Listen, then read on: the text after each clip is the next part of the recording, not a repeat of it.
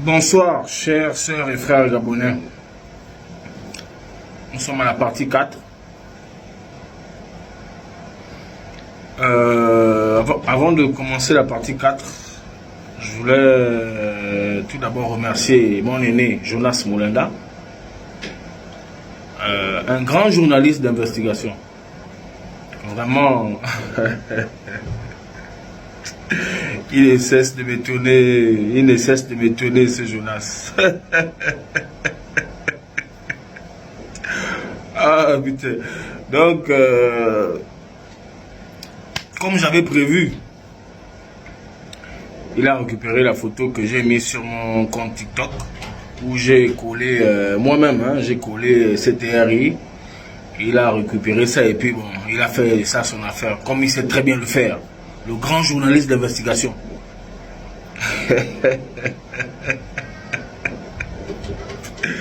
Ah, Jonas. Quelle honte. Tu fais honte.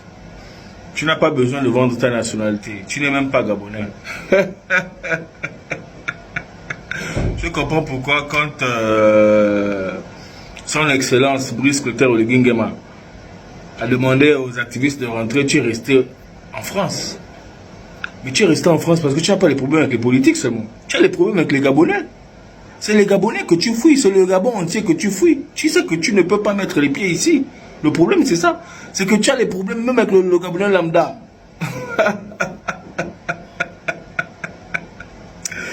Oh, Jonas Moulenda. Il a récupéré l'image comme j'avais prévu. Et allez, il a fait son affaire. Oh, il travaille pour le CTRI. Quel CTRI? Je travaille pour le CTRI depuis quand?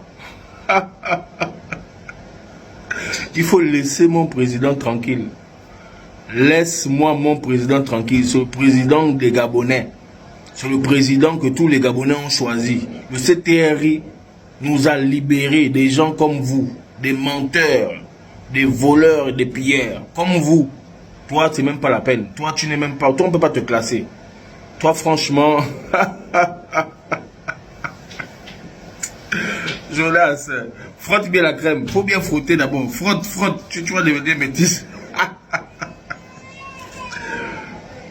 Tu sais, comme je disais, le chien aboie, la caravane passe. Mais c'est trop fort. Je ne peux pas ne pas répondre. Il faut vraiment que je te réponde. Mon aîné, Jonas Moulenda.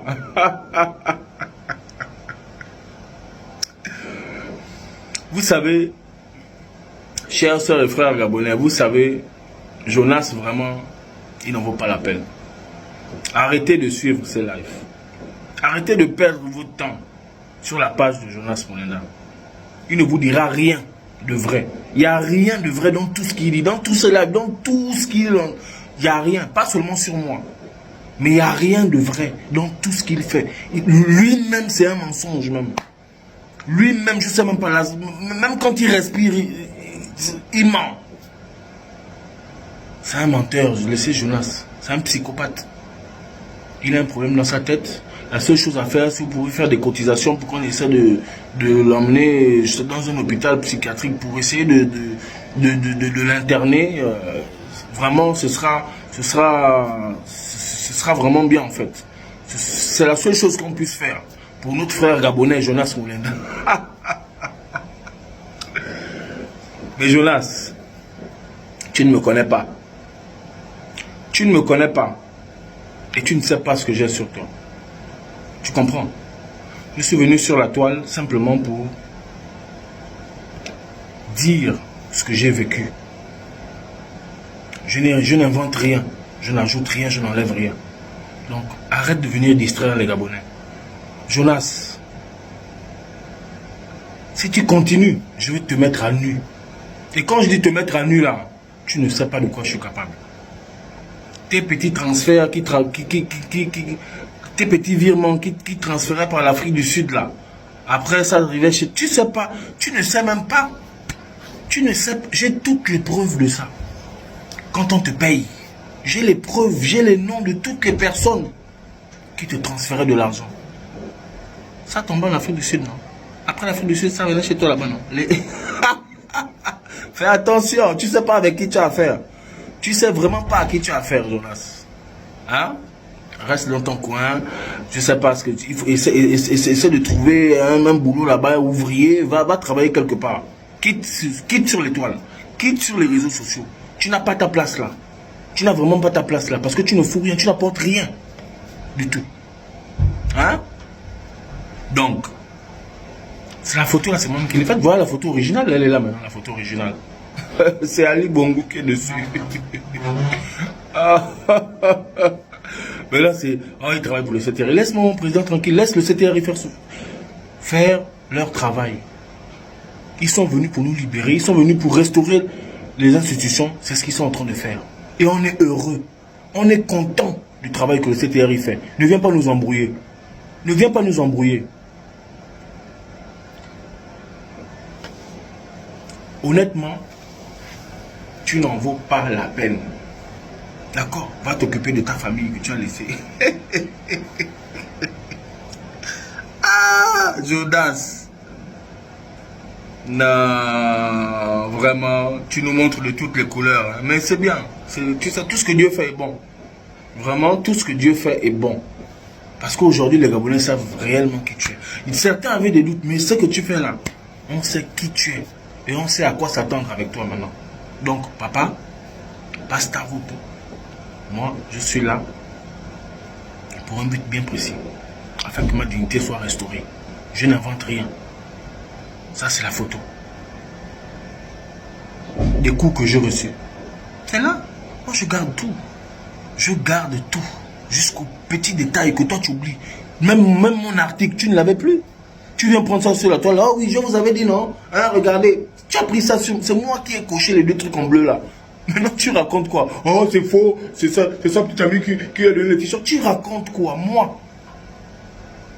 Hey, Jonas Molenda. Je ne suis pas venu sur cette toile là pour toi. C'est bon. J'ai suffisamment gâché de mon temps. Maintenant, continue et tu verras. Continue seulement et tu verras que je vais mettre à nu tout. Je vais te sortir jusqu'au... Je vais te sortir les virements. Je te sors tout. Tout ce qui a transité par l'Afrique du Sud. Hein? Tu ne vaux rien, Jonas. Tu ne vaux rien du tout. Et tu n'es rien. Tu n'as rien. Reste dans ton coin. Calmement. Arrête. Arrête de faire des discussions. Le Gabon n'est pas ton pays. On t'a vomi. On ne veut même pas de toi. On ne veut pas de... On a honte d'avoir un frère gabonais comme toi. Tu dis, oh, la nationalité gabonaise. Qu'est-ce que les Gabonais ont à foutre de toi? Qu'est-ce que les Gabonais ont à foutre de toi, Jonas? On n'a pas ton temps. On n'a pas besoin d'un gars comme toi dans le Gabon. Mon frère. Tu as vu tous les noms des gens que tu as cités là? Ils t'ont répondu. C'est moi qui suis même encore... voilà, je perds mon temps. Mais il faut quand même te classer. Je considère qu'il faut qu'on te mette à ta place, toi. Hein? Tu n'as pas ta place sur les réseaux. Bref. C'était une parenthèse. Comme je disais dans la troisième partie, je suis allé en prison, mes frères et sœurs gabonais. Je suis allé en prison.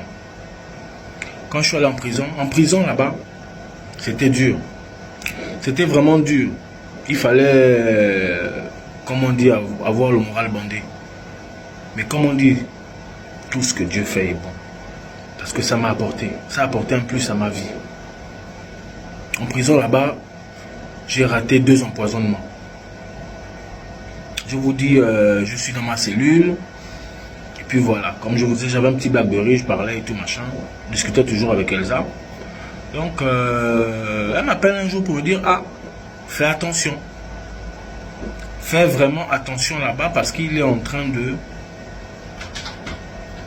parler avec quelqu'un dans la prison. Je vais taire son nom. Je vais taire son nom. Il est en train de parler avec quelqu'un dans la prison. Fais attention. Elle m'envoyait des colis, en fait. Des petits colis, voilà. Donc, il y a un colis qui est arrivé où elle m'avait dit, c'est pas que le colis que tu vas recevoir ne vient pas de moi. Donc, ne prends pas. Boum, je suis dans ma cellule, on m'appelle à Guérite là-bas. Je vais, c'est un colis, ça sort un nom de la part d'Elsa. J'avais déjà l'information. dit ok, je suis rentré, il y avait un poisson brisé dedans, il y avait des nems, des petits trucs et tout, mais il y avait un grand poisson brisé. Donc quand je suis rentré, dès que je suis rentré dans le quartier, je voulais aller balancer ça à la poubelle directement, tu comprends. Mais il y a le grand Gabi. Grand Gabi, toi qui m'as sauvé. Si tu vois cette vidéo là, merci encore grand Gabi. Merci encore pour ce que tu as fait ce jour-là. J'ai pas voulu donner ça au grand Gabi. J'ai dit non, grand Gabi, ça, moi je ne sais pas qui a envoyé ça, je préfère ne pas prendre ça. Il m'a dit que non, laisse, parce que le grand Gabi en question, c'était un co-détenu. Le problème, c'est que lui, il ne mangeait que des légumes et du poisson. Et c'était rare de trouver ça en prison. Donc quand il a vu le poisson, il a dit que non, je vais manger, il a dit que non, grand Gabi, moi je ne connais pas. Il m'a dit que non, j'ai dit ok, je vais laisser prendre le poisson. Le grand Gabi a eu beaucoup de chance. 2 heures après, il est allé à l'infirmerie. Après avoir mangé le poisson. 2 heures après, il est allé à l'infirmerie. Il est parti à l'infirmerie. Il a fait 2 ou 3 jours à l'infirmerie. J'avais peur. Il me disait qu'il ne va pas bien, il avait mal au ventre et tout. Quand il est revenu de l'infirmerie, il m'a appelé dans son bloc. Il m'a dit, viens mon petit. Il m'a dit, la personne qui t'a envoyé ça a voulu te tuer. J'ai dit, grand Gabi, je t'ai bien dit que je ne connaissais pas qui m'avait envoyé ça. Il m'a dit, non, c'est moi-même qui ai pris, il n'y a pas de problème. Mais heureusement qu'au village, moi, j'avais dans mon ventre déjà l'antipoison. Les caca que j'ai sorti noir là, ça m'a, je te dis que c'était grave mon petit, j'ai failli mourir. Et vraiment, quand tu voyais le grand, il avait changé de couleur même. Mais comme Dieu ne dort pas, il est resté en vie. Par la suite, Elsa m'avait donné le nom de la personne. Non, elle ne m'a pas donné le nom de la personne. C'est pas Elsa qui m'a donné le nom de la personne. C'est un autre collègue. J'ai commencé à me renseigner dans la prison. Et j'ai croisé le meilleur ami. Celui qui faisait tout pour HPO quand il était en prison. Je suis allé vers le grand. Grand, bonsoir. Bonsoir, petit savant. Qu'est-ce que tu fais? Tu fais quoi ici? Il était dans un quartier où il gérait tout le monde et tout. Je dis non, je vais te voir, je vais parler avec toi. Est-ce que toi et moi on a un problème? Il me dit non, pourquoi tu me poses des questions? Je dis non, est-ce que toi et moi on a un problème, grand? Il me dit non. Je dis grand, là où on est là, toi et moi on est dans la même condition. On est dans les mêmes conditions là où on est là. Je ne vois pas pourquoi on va se faire du mal. Il me dit, mais pourquoi tu me dis ça, petit? Je dis que, je te dis seulement en tant que petit, je ne vois pas pourquoi on devrait se faire du mal puisqu'on est dans la même situation. Les gens qui sont dehors là, ils sont à côté du président. À l'époque, c'était Ali. Ils sont à côté du président. Je parlais aux grands par rapport. Ils sont à côté du président. Mais si réellement c'était nos grands, ils nous auraient fait sortir d'ici. C'est pas nous donner des tâches à exécuter et tout machin. Le grand n'a pas répondu de suite. Je dis, ok, d'accord. Je suis parti. Après, on était dans nos choses et tout, machin, plein de trucs. Le grand, maintenant, on veillait, on faisait un peu le sport, tout ça. Maintenant, le soir, on ferme à 17 h. Il voulait me voir. Il m'a dit non, demain matin, viens, quand on va ouvrir. Je dis ok, il n'y a pas de problème. Je suis allé demain matin là-bas, le grand commence à me parler qu'effectivement, petit, vraiment, tu as raison, vraiment, voilà la situation. C'est Hervé qui a demandé à ce que je termine avec toi. Qu'est-ce que tu as fait au grand là? Je dis, oh. J'ai expliqué au grand que, moi je ne sais pas, je n'ai rien fait au grand là, voilà, regarde un peu, ça cause des histoires, je sais pas, voilà. Il m'a dit, oh, c'est à cause de la fille de sa femme. Quand j'ai expliqué au grand, le grand a compris que, oh, même pas, on était en train de parler, même pas 20 minutes, il avait un petit téléphone. Le téléphone sonne. Qui appelle? C'est Hervé. Hervé.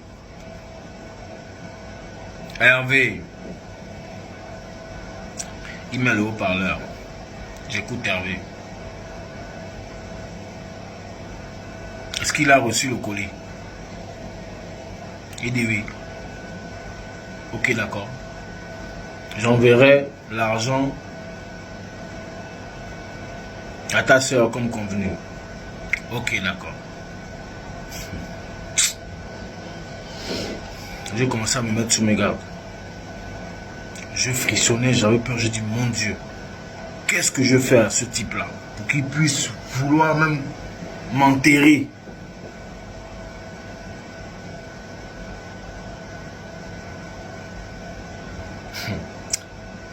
Ah, Hervé.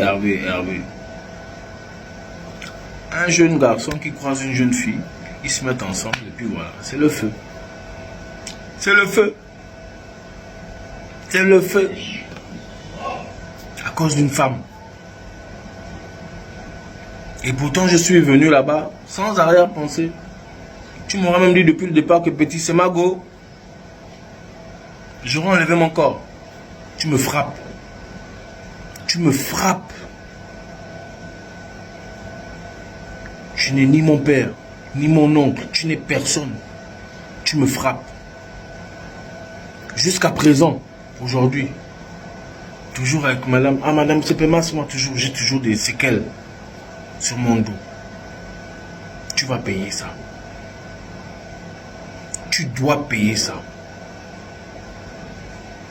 Hervé, tu as voulu me tuer.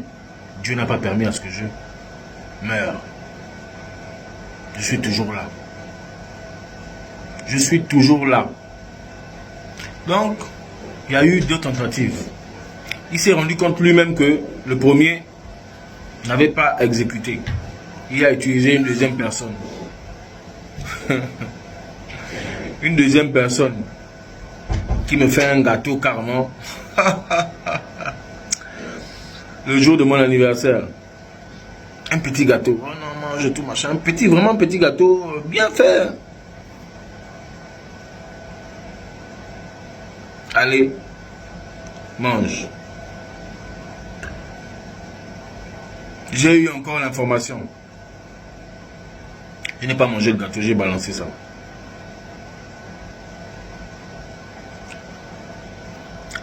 Ma deuxième maman, je ne citerai pas son nom, avec mon autre papa, ils m'ont gardé là-bas. Chaque jour, leur cuisinier personnel me faisait à manger.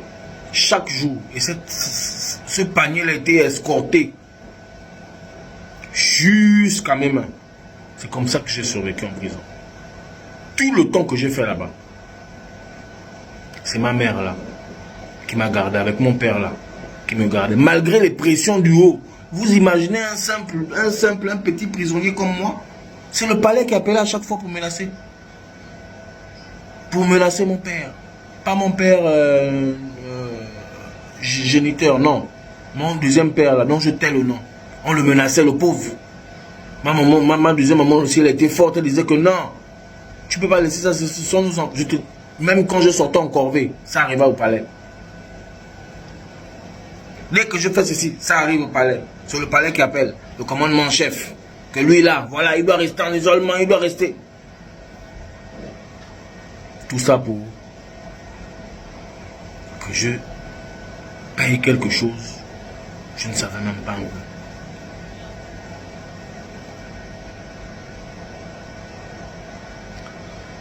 Ça a dû 22 mois.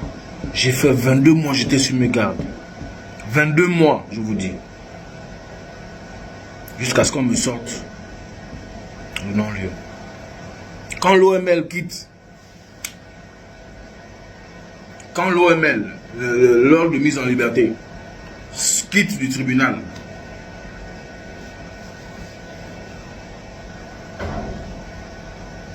maman avait pris qui? Mon avocate, à l'époque là, c'était qui? Maître I. Gisèle, maman avait pris Maître I, Gisèle. Imaginez-vous un peu la suite. Après, elle a changé, heureusement. Elle a changé, heureusement, après, elle a changé. Elle m'avait pris ma glissée. Je vous dis, hein, les OML ont disparu. Du tribunal à la prison, le jour où je dois sortir, les OML disparaissent. Tous les autres OML arrivent, sauf pour moi. Disparu totalement. Disparu totalement. Ok. J'ai appelé. C'est quelqu'un d'autre qui a dû récupérer maintenant l'autre OML. Qui m'a amené ça lui-même jusqu'à la prison. Pour que je sorte. Dieu ne dort pas. Je suis sorti. Oh, vous pouvez porter plainte. Je n'ai porté plainte à personne. Je suis sorti. Vous savez, après 22 mois de prison, quand tu goûtes l'air frais du dehors là, c'est ma grande soeur qui est venue me récupérer. On est allé à la plage, allez, comme d'habitude, comme les autres font. Psh, je me suis lavé. À la plage, je me suis baigné à la plage, j'ai jeté les habits, allez, pou. Elle m'avait amené une tenue, allez, je suis rentré à la maison. J'ai commencé à faire des prières, je priais, je remerciais Dieu tous les jours que Dieu faisait. Je vous dis, c'est pas terminé. C'est pas fini. Elle est tellement longue cette histoire-là. Vous comprenez qu'après ça,